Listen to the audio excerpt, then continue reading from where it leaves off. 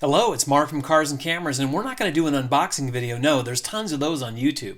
But we're going to talk about setting up your Alpha a6400, or if you're interested in getting one, with the semi-hard screen protector and a nice little cage. So let's get right to the screen protector. This is a screen protector I use on all of my Sony cameras, and you can still use the touch screen. It works great. So let's go ahead and clean off the screen and put it on. And it's going to look fantastic. So look at that. It looks just like it came from the factory. You don't have to worry about scratching it. Okay, so now the camera is all set up. And on the front here, I have the 16-50 kit lens that comes with the kit. And this is a Koken filter system. This is an older Koken filter system. It's a system that they had. You can find these on eBay. But they work really great, and what's cool is you got these drop-in ND filters, and the cool thing is it works really well with also some diffusion, and also they have special effects filters that you can find. You can find all of these on eBay because they don't make them anymore. They actually make a newer system, but I like the older system. It works really great on the Alpha cameras, and when you put different lenses on, you don't have to get different filters. You can just put the adapters on and go ahead and use it. So it's really great. You can also snap off the lens hood. Even on with this lens at the widest angle position, it doesn't really vignette at all. You know, on the edges, you don't really see the filter at all. So it works great. It's a really cool system. And with the cage, I mean, basically for a little over $1,000, you know, you got like a, you know, the cage is what, $30, and you know, you have like, you can buy the filter setup for another $25, $30. So let's go ahead and set the camera up. And what we're going to do is I'm going to talk about, you know, 24p 4K. So we're going to go ahead and make sure we're at 24k 4K. And so we got that set, 24p. There we go. So we're all set there. And the next thing we're going to do is we're going to go into our, we're going to set the movie with the shutter button. So we're going to make sure, I already have mine turned on, but you just highlight it, and that eliminates that stupid button on the back. So now your shutter button, when you're in movie mode, will now become your start-stop button. And over here, clear image zoom, that's a really cool thing. Nobody talks about clear image zoom. I've made so many videos on it, and you want to turn on clear image zoom because what it does with this lens that has a power zoom is you can go ahead and zoom it all the way, and when you zoom it all the way, you can go into clear image zoom mode.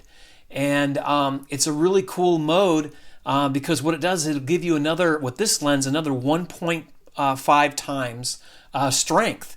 So here's a 50 millimeter shot, so the lens is at its maximum focal length. And then what I'm going to do is I'm going to go ahead and I'm going to extend it into clear image zoom. Now, when you enact clear image zoom, you really can't control the, you know, how the zoom speed. A lot of people ask me, like, can you control the zoom speed? You can't really control it. But, so this is 50 millimeters, and that's clear image zoom going in 1.5 times. And it's not a digital zoom. It uses algorithms to give you this zoom in, or this 1.5 times without losing any quality. So there is what it looks like when you zoom it in. You see the 1.5 with this lens. Okay, so let's take a look at that selfie screen because the a6400 can extend its screen all the way up. Well, it doesn't really go all the way up. It actually does still kind of block a little bit. You don't see the whole screen, but that's how far it goes. So maybe that's as far as they could make it go. But you know, you can see the screen if you need to use it, you know, as a vlogging camera. It is possible. Of course, the battery is the same Sony battery that we all know and love from the other Alpha cameras. So the battery does seem to last a little bit longer. Also, this camera does not overheat at all so far with my testing. Also, with playing with the camera, with my limited experience playing with it for a day, it does seem like the color science of the camera is a lot like the A7 III, as other people have reported. And that's a good thing because I really like what Sony is doing now. It's really nice.